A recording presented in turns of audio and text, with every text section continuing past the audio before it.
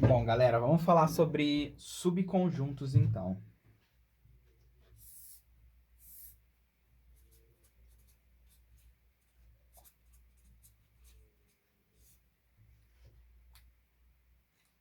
Subconjuntos. Definição de subconjuntos. O A é subconjunto de B, C e somente C, para qualquer X.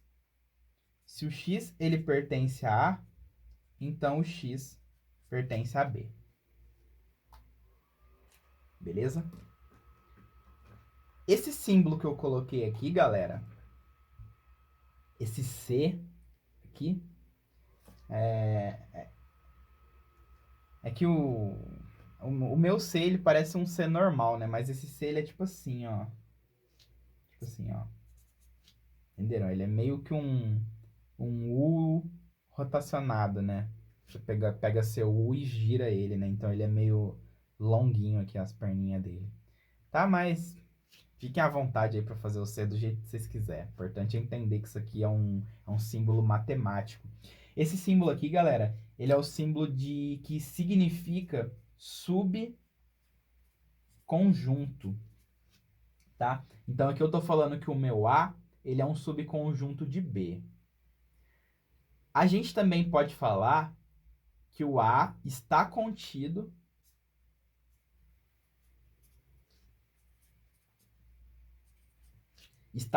em B, tá bom? Então esse símbolo aqui significa ou isso ou isso. São coisas equivalentes, tá bom? Vamos entender então. Vou desenhar aqui esse conjunto A e... Na verdade, esse aqui vai ser meu conjunto B, ó. Porque a gente está falando que o A, ele está dentro do B. Então, desenhei dois conjuntos, tá? Imagina que o B, ele tem aqui os seus vários elementos e o A, ele tem também seus vários elementos, tá bom? Se eu pegar esse elemento do A aqui, esse pontinho roxo, ele está dentro do A e o A está dentro do B. Então, esse pontinho roxo aqui, ele também vai pertencer a B, tá bom? Então, ó, se o X ele é um elemento do A, então o X vai ser um elemento do B. Todo elemento que eu pegar do A também vai ser elemento do B. Isso significa que o A ele está dentro do B, tá? Reparem que se eu pegar esse pontinho aqui, ó, esse elemento B, o B ele pertence a A. Só que se o meu elemento ele pertence a... Perdão, esse elemento aqui ele pertence a B, ó. Se o meu elemento pertence a B, nada garante que ele vai pertencer ao A também, porque essa setinha aqui ela só leva daqui para cá. A setinha ela não leva daqui para cá, tá? E se vocês perceberem, ó, essa sentença matemática que eu escrevi aqui, ela é muito parecida com essa, com a da igualdade. O que que muda? Na igualdade, se pertence a A, pertence a B, e se pertence a B, pertence a A. Isso significa que o que tem em um, tem no outro e vice-versa. Agora, como a gente está falando de subconjuntos, o que tem em um, tem no outro. Mas o que tem no outro, não necessariamente tem no primeiro, tá? Então, a setinha aqui, ó, ela é suficiente para mudar toda a sentença. Essa sentença aqui está dizendo sobre subconjuntos, e se você colocar a setinha de volta, você está falando sobre igualdade, tá bom? Então, se atentem a isso aqui. Querem ver um exemplo? Ó, esse conjunto aqui, A, B, C, D, né? Eu vou chamar ele de conjunto B. E o conjunto A, ele é o conjunto dos elementos AB. Aí eu vou pegar aqui, então, o A. O Azinho, ele pertence ao Azão. E o Azinho pertence ao Bzão. O Bzinho pertence ao Azão. E o Bzinho pertence ao Bzão. Então, ó, os elementos que estão em A também estão em B. Isso faz, então, com que o meu A seja um subconjunto de B. O meu A está contido em B. Agora, se vocês pararem para analisar aqui o C, ó, o C ele não pertence a A, mas o C pertence a B, tá? Então, a gente não pode falar que o B está contido em A, porque o B ele não vai respeitar isso aqui, ó. O elemento de B não necessariamente está dentro de A, tá bom? Ó, esse elemento não necessariamente está aqui. Pode estar, mas não necessariamente, tá bom? Ó, pode estar. O elemento A ele tá, mas o elemento C não. Beleza? Então, basicamente isso aqui que é subconjunto, tá? Aí, galera, vocês também podem trocar essa ordem, ó, tá? Se você quer falar assim que o seu B, ele contém o A, você vai trocar o B e o A de lugar e você vai girar o símbolo, ó, tá?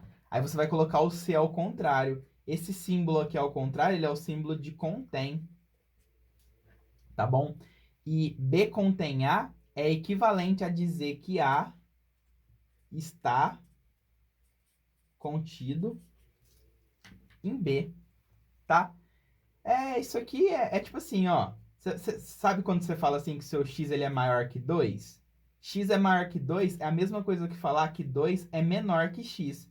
Então você troca aqui as posições dos dois e inverte o sinal, né? Ó, o x é maior que 2, então eu posso dizer que o 2 é menor que x, né? Assim como o meu A ele está contido no B, o B contém o A. Aí você inverte o símbolo também, ó, reflete ele, né? Beleza?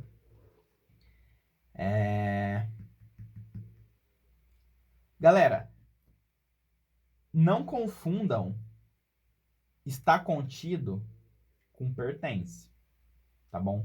São duas coisas aí que a gente usa em momentos diferentes. Ó, o elemento,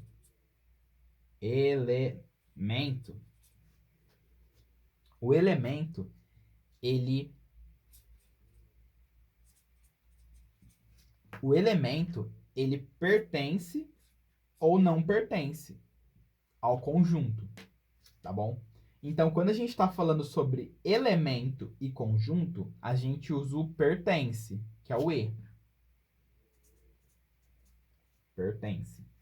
Ou não pertence, né? Agora, se a gente está falando de conjunto e conjunto,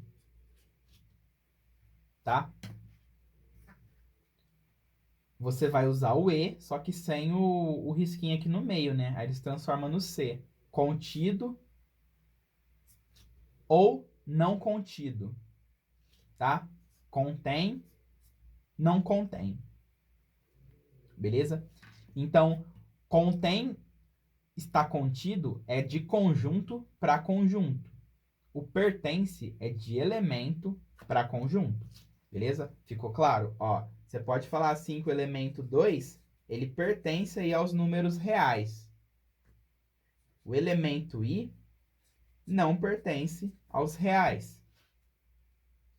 Agora, se você quer falar assim, ó, o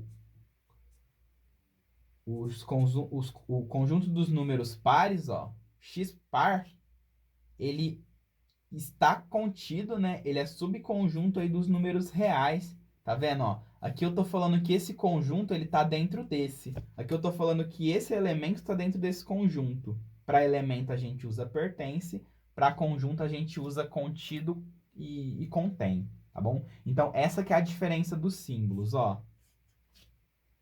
Tá?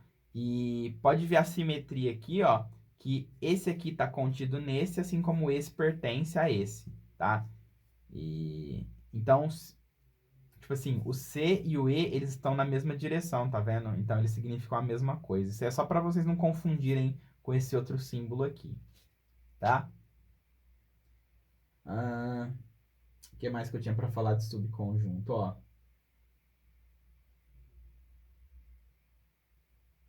Vamos lá.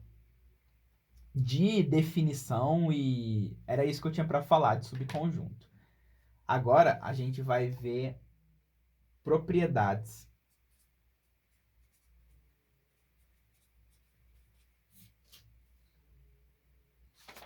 Vou usar aqui outra folha, ó.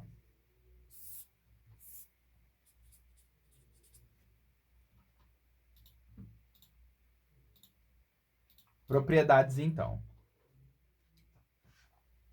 A primeira propriedade, pessoal, é que o conjunto vazio ele está contido em qualquer conjunto. Beleza?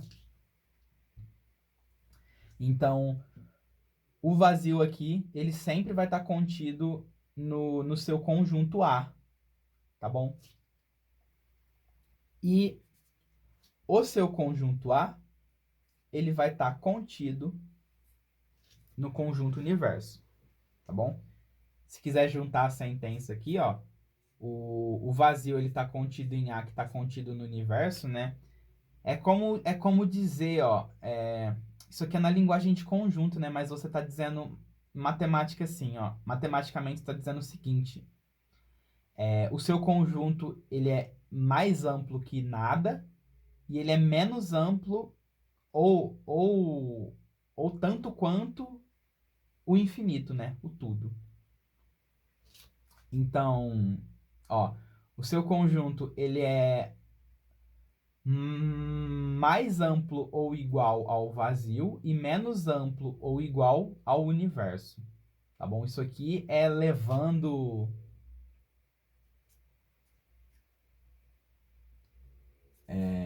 essa expressão, né, para o mundo dos conjuntos, né, que seu número ele tá entre o nada e o tudo, tá? Mas isso aqui não tá certo de escrever não, porque você não vai colocar o infinito aqui numa inequação, né, pelo amor de Deus. Só mostrando aqui o conceito disso aqui, beleza? É que em conjunto, galera, a gente não fala que um conjunto ele é maior que o outro, né? A gente fala que um é mais amplo que o outro, né? Porque como é que você vai falar que o conjunto dos reais é maior que o conjunto dos números naturais se ambos têm infinitos elementos? Então você fala assim que o conjunto dos reais ele é mais amplo, porque além dos números reais, ele ainda tem mais coisa, tá bom? Então, como a gente vai tratar de conjuntos que podem ser infinitos, a gente vai estar utilizando a palavra amplo, mais amplo e menos amplo, como semanticamente significando maior ou menor, tá? Segunda propriedade, pessoal, qualquer conjunto A é subconjunto de si mesmo, tá bom? Vamos pegar aqui a definição de subconjunto, ó. Se a gente trocar esse B por A, o A ele está contido em A se somente se qualquer elemento de A implica que o elemento também pertence a A, tá? Isso está dizendo que o seu conjunto ele está contido nele mesmo, tá bom? É a mesma coisa que escrever que um número ele é menor ou igual que ele mesmo, tá? Só que a gente está agora trabalhando com conjunto. Então essa ideia aqui de que um número ele é menor ou igual que ele mesmo é a ideia de que o A ele está contido em A, tá bom? Essa aqui é o que a gente chama de propriedade reflexiva.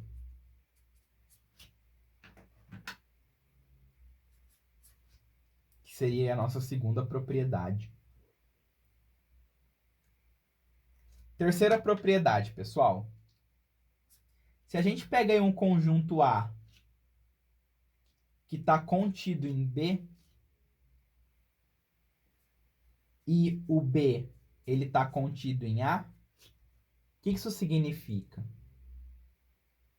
Isso significa, pessoal, que o nosso conjunto A ele é igual ao conjunto B, tá bom? Saindo aí dos conjuntos e falando sobre números, ó, se você tem um número A que ele é menor ou igual a B e o seu B ele é menor ou igual a A, o que você pode dizer dos números A e B? Que eles são iguais, não é? Isso aqui é para número, só que aqui a gente está trabalhando com conjunto, tá? Então, o conjunto A, ele está contido em B e o B está contido em A. Isso só é possível se os seus dois conjuntos forem iguais, tá? Ó, se você pega aqui um B e um A, né? Eles desenhados dessa forma, o A ele contém o B ele contém o A, ó, o A está contido em B. Só que o B ele não está contido em A não ser que você pegue o seu A e deixe ele do mesmo tamanho que o B, ó. Agora, como eles são iguais, um contém o outro. Beleza? Essa propriedade aqui a gente chama ela de propriedade antissimétrica. Propriedade antissimétrica. Tá bom?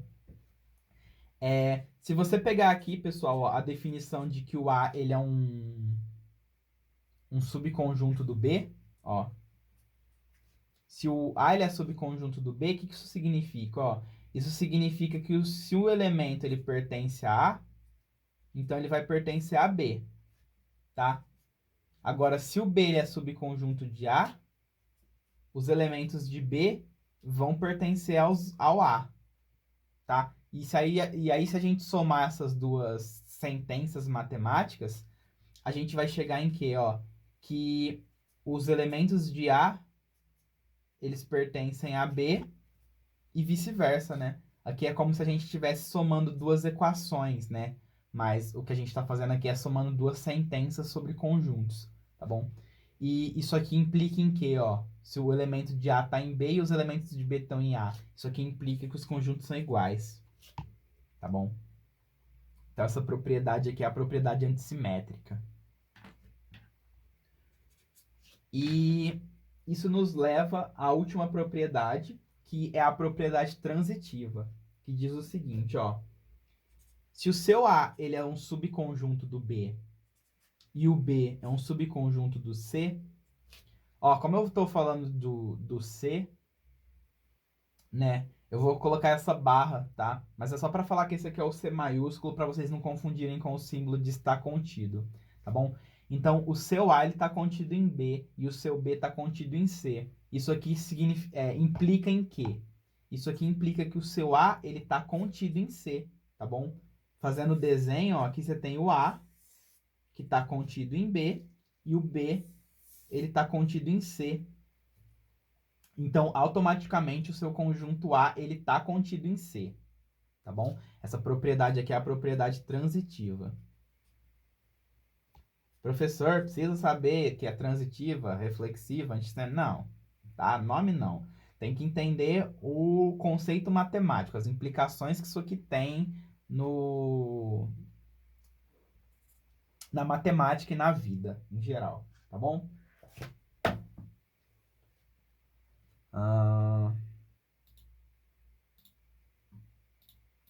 Bom.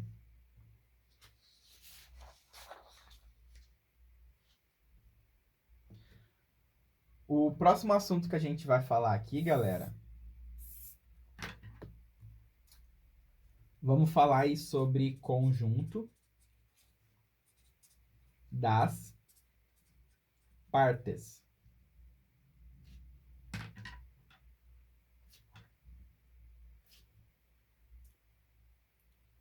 Conjunto das partes.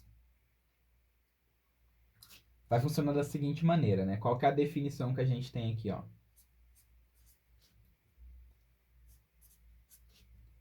Esse aqui, ó, ele vai ser o conjunto das partes de A, tá bom? E esse conjunto aqui, ele não vai ser um conjunto de elementos, ele vai ser um conjunto de conjuntos. Então, eu vou falar assim que o meu conjunto das partes de A vai ser dado por todos os conjuntos x, tais que esses conjuntos são subconjuntos de A, tá?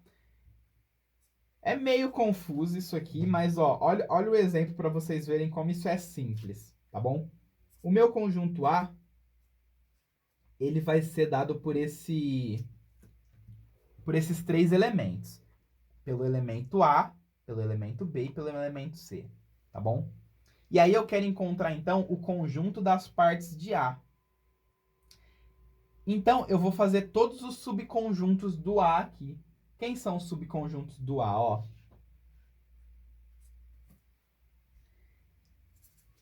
Ó, vou falar assim que o A1 vai ser o primeiro subconjunto. O conjunto não é subconjunto de si mesmo? Sim. Então, esse conjunto aqui, ó, ele é um subconjunto de A. Esse conjunto AB, ele também é um subconjunto de A. O AC, ó, ele também é um subconjunto de A. E eu vou estar escrevendo todos os subconjuntos que eu consigo montar com esses três elementos.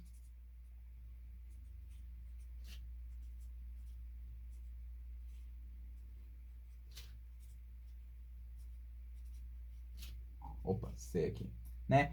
Então, ó, eu tenho aqui o subconjunto com todos os elementos, eu tenho o subconjunto com esses dois, com esses dois, com esses dois, eu tenho subconjuntos com os elementos individuais, e tá faltando mais um subconjunto aqui, ó. Vê se vocês conseguem adivinhar qual é.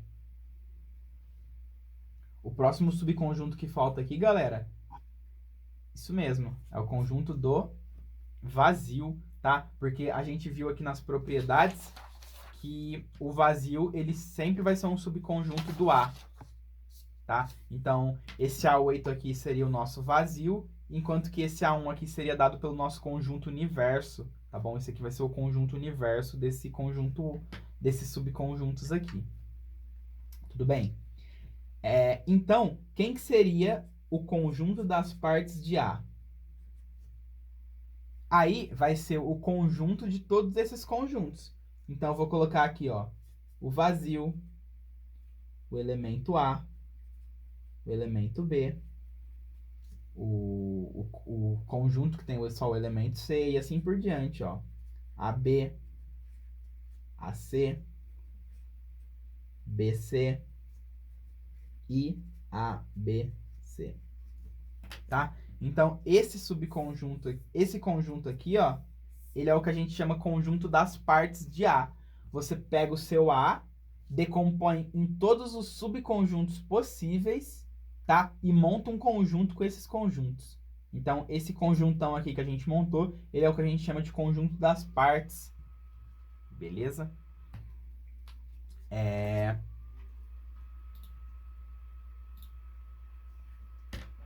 Vamos lá, então.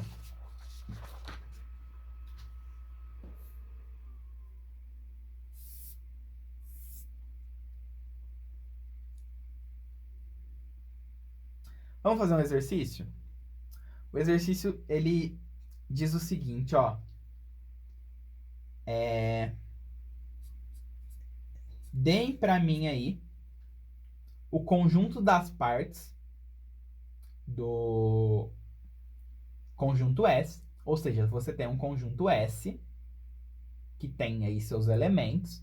E eu tô pedindo o conjunto das partes de S, tá? Em que o conjunto S, ele é dado pela solução dessa equação aqui.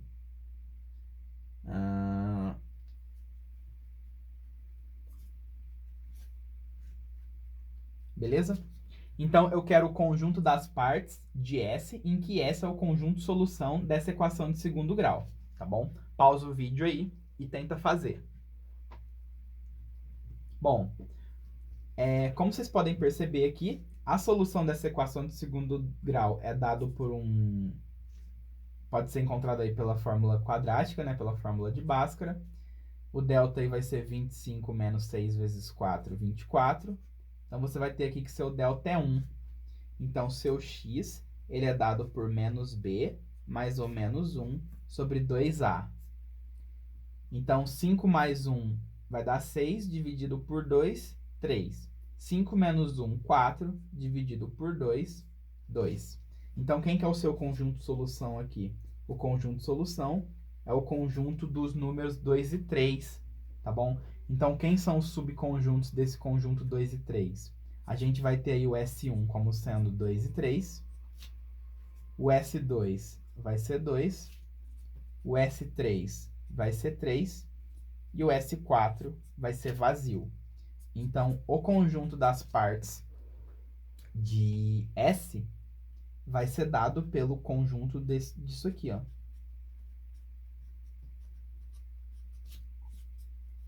Tá bom?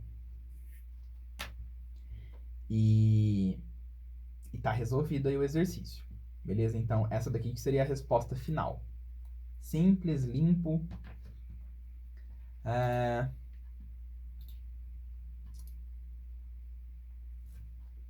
O que mais que eu tinha para falar disso aqui?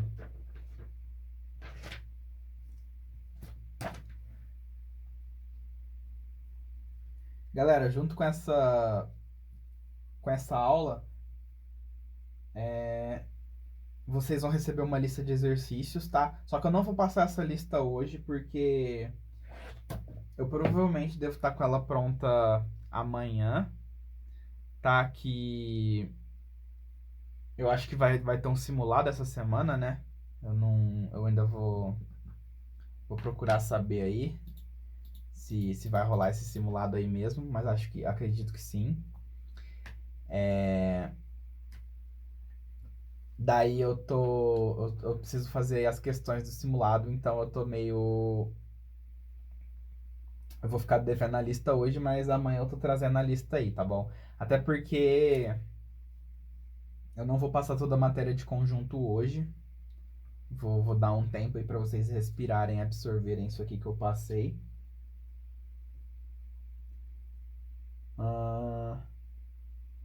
Tá, a última coisa que eu queria falar aqui, só antes de encerrar a aula, é o seguinte.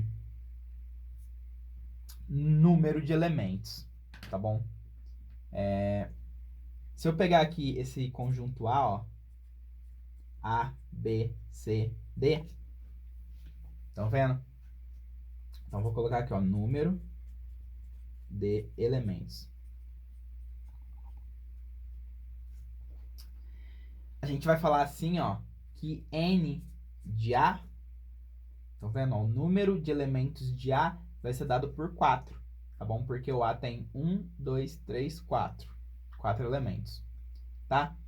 Se eu pegar aqui esse conjunto das partes de S, o número de elementos desse conjunto das partes, ele vai ser, ó, 1, 2, 3, 4.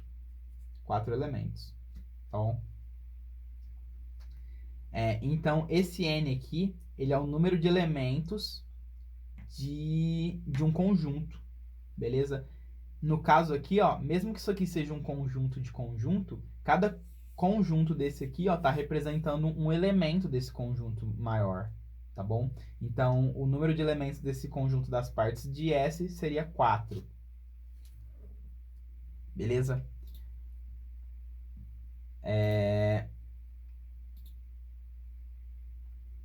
E é isso aqui que eu tinha para falar hoje, tá bom?